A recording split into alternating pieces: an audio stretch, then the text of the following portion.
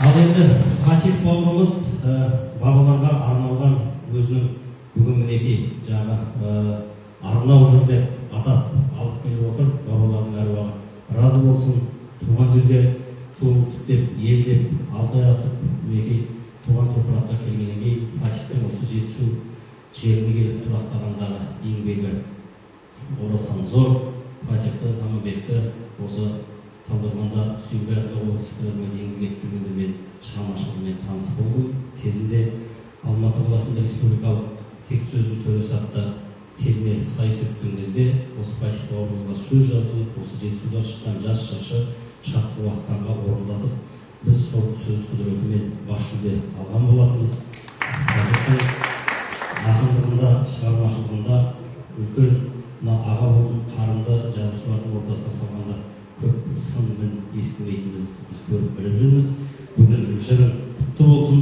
Мен осы Фатихтың жырына орай жер жаннаты жетісу атты тележобаны ұйымдастырған Жетісу облысы әкімдігінің қолдауына, мәдениет басқарма басшылығына, халық шығармашылығының ұжымына ризашылығымды білдіремін. Себебі осы жоба арқылы көп тың дүниелер халыққа тарту етіліп жатыр. Бұл жоба болмаса мүмкін Фатихтың осы жыры орындалмай жаңағы қалар ма еді, эфирге шығар ма еді, біз естімес пе едік.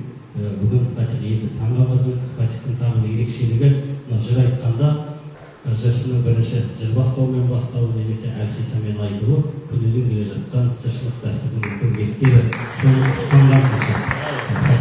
Фатих, саған мен енді үлкен бір өтінішім бар. Осы кезінде Талдықорған жерінде еңбек етіп жүргенде айтақын айтып едім. Жетісуға келіп жер жаннаты жетісу кірдігінде еңбек етіп жатырмыз. Жетісудың ұлыларын бір мақтау мадақ жырын жазып берсеңіз, мен әуенге қасым орындайын.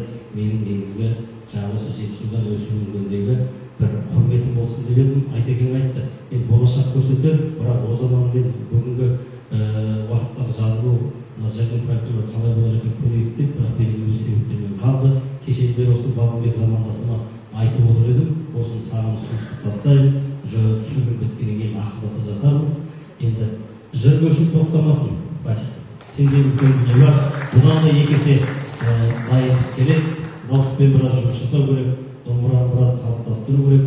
Мынау дала жыршылары біздің жыршылық жыраулық дәстүрде таңғы жырлаған жыршыларымыз көп. Атын атап түсіністер уақыт болмайға солардың нағыз ізін басатын жетісудан шыққан, жетісуда тұрған бүгінгі жыршы жырау деп сені атауға болады. Соған үміттеніп, сол күтеміз. Құтты болсын.